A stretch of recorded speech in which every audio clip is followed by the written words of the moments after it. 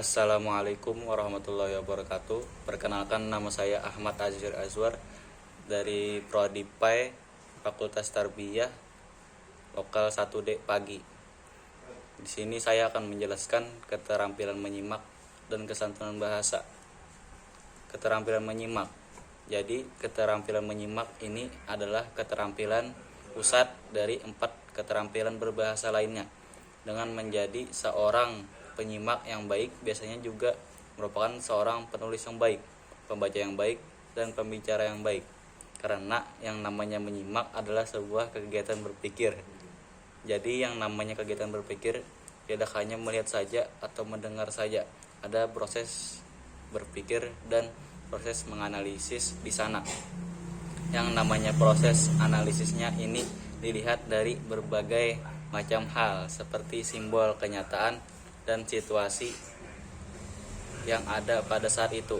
Jadi yang namanya menyimak bukan hanya sekedar mendengarkan atau melihat, tetapi ada proses yang harus dilakukan berkaitan dengan hal-hal yang ada dalam sebuah proses. Menyimak dalam sebuah proses menyimak. Dalam proses menyimak ada 5 tahapan yang harus dilalui seseorang penyimak yang baik. 1. Tahap yang pertama adalah mendengar. 2. Tahap yang kedua memahami. Tahap ketiga menginterpretasi. Tahap keempat menilai. Tahap kelima memberikan respon atau menanggapi. Sekarang kita akan masuk ke tahap yang pertama, yaitu tahapan mendengarkan. Nah, mendengarkan di sini maksudnya berfokus pada satu suara. Misalnya pada saat Anda mendengarkan suara saya ini, apakah ada suara lain? Misalnya suara AC, suara kipas angin, suara kendaraan. Nah, tentu ada suara lain. Dalam tahapan mendengarkan ini yang namanya berfokus itu, kalian harus mengabaikan suara lain dan harus fokus pada suara penjelasan saya ini. Kemudian menyimak bagian kedua adalah memahami kata bagian ini. Si penyimak itu mengartikan setiap kata didengar atau yang tadi disimak. Penyimak berusaha memahami setiap kata atau kata-kata yang diucapkan atau didengar. Nah, jadi proses memahami di sini itu kata kuncinya itu adalah arti yang kata atau arti yang sebenarnya. Kemudian tahap yang ketiga yaitu menginterpretasi adalah memberikan makna yang ada pada setiap kalimat atau kata yang didengarkan. Nah, jadi menginterpretasi ini sama juga artinya dengan penafsiran, menafsirkan atau memaknai lebih dalam. Kemudian proses menyimak yang keempat ialah menilai. Apa yang dinilai? Nah, jadi si penyimak itu mengevaluasi pendapat orang yang tadi dia simak. Jadi si penyimak akan menilai baik itu keunggulan maupun kelemahan apa yang tadi dia simak. Nah, baru proses menyimak yang terakhir atau kelima adalah menanggapi atau memberikan respon. Jadi memberikan tanggapan atau respon itu bergantung pada proses-proses yang sudah disebutkan. Kesantunan atau etika dalam berbahasa. Kesantunan berbahasa ialah etika dalam berkomunikasi yang penting diketahui oleh para mahasiswa dan siapapun. Dalam bahasa Indonesia, kesantunan itu ada terbagi 2. Yang pertama yaitu kesantunan yang diukur dari segi linguistik, kemudian yang kedua tinjau dari segi pragmatiknya. Jadi sebelum saya menjelaskan lebih jauh lagi, sebelumnya saya akan menjelaskan dulu pengertian linguistik dan pragmatik. Secara sederhana, kesantunan linguistik itu ukurannya sejauh mana arti dari kata itu, santun atau tidak santun. Dan linguistik ini lebih cenderung kepada kata serta arti yang ada di dalam kamus. Sedangkan pragmatik itu ukurannya adalah makna yang terkandung di dalam kata atau arti yang bersangkutan. Makna itu berbeda dengan arti. Makna itu lebih dalam atau yang berkaitan dengan konteks.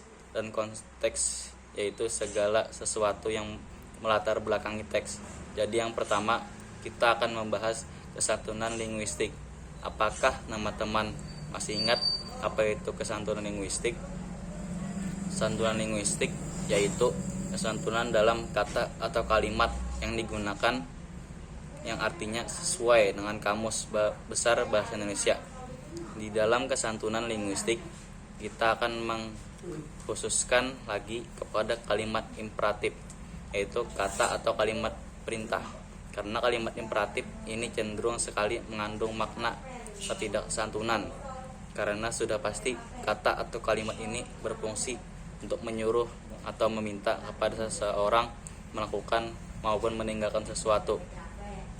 Jadi kali ini kita akan membahas bagaimana cara menjadikan kalimat imperatif agar dapat dikategorikan menjadi kalimat yang santun, dan juga mengetahui apa cirinya yang bisa terkategori menjadi tidak santun.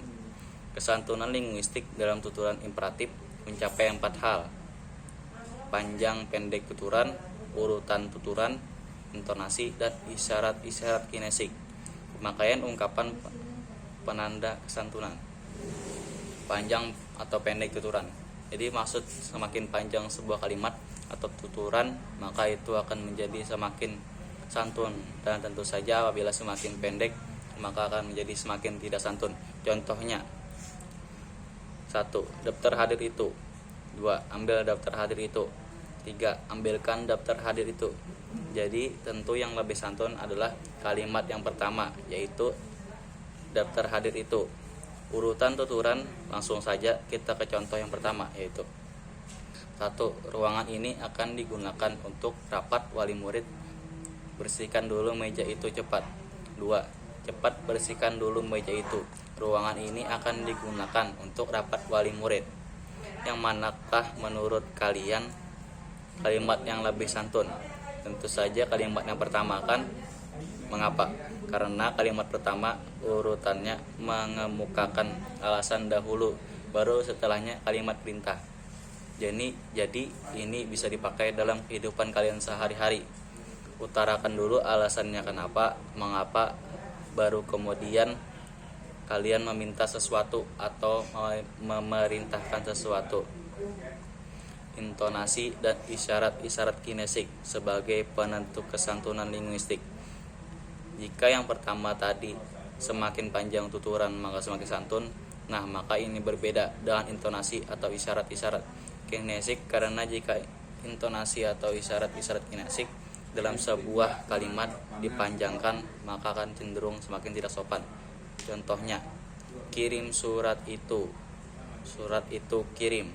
Pasti cenderung tidak sopan kan dibandingkan dengan kirim surat itu. Pemakaian penanda kesantunan.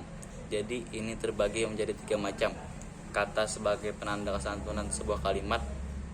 1. Kata tolong. 2. Kata mohon. 3. Kata silahkan. Tentu saja jika ketiga dari penanda kesantunan ini kita masukkan ke dalam percakapan kita, sudah pasti akan menjadi kalimat yang santun. Contohnya: tolong ambilkan buku itu. Tentu lebih sopan kan dibandingkan dengan tidak menggunakan salah satu dari kata penanda kesantunan yang sudah saya jelaskan tadi. Kemudian kita akan masuk pada bagian kedua, yaitu kesantunan yang diukur dari segi pragmatik tuturan. Yang mana pragmatik ini yang kita ukur adalah makna yang terkandung di dalam arti atau kalimat yang dituturkan. Yang mana pragmatik ini sangat bergantung pada sesuatu yang melatar belakangi tuturan, atau disebut konteks.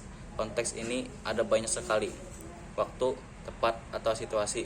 Dan situasi ini ada yang berupa suasana dan situasi psikologis si penutur. Kemudian adalah faktor yang menyebabkan bahasa itu menjadi tidak santun. Yang pertama adalah 1. Kritikan secara langsung dengan kata-kata kasar, karena kritikan yang seperti ini lebih cenderung kepada penghinaan. 2. Dorongan emosi si penutur. Tentu saja jika seseorang ini sedang dalam keadaan emosi yang tidak stabil, pasti ia akan menggunakan kata-kata yang cenderung tidak santun pula. 3. Protektif kepada pendapat, yaitu keadaan di mana si penutur merasa dia yang paling benar, sehingga dia tidak membenarkan pendapat orang lain yang tidak sejalur dengannya. 4. Menuduh orang lain dan memojokkan lawan bicara. Jadi bahasa seperti ini lebih baik dihindari karena cenderung lebih tidak santun. Sekian penjelasan saya. Salah hilap mohon maaf. Wassalamualaikum warahmatullahi wabarakatuh.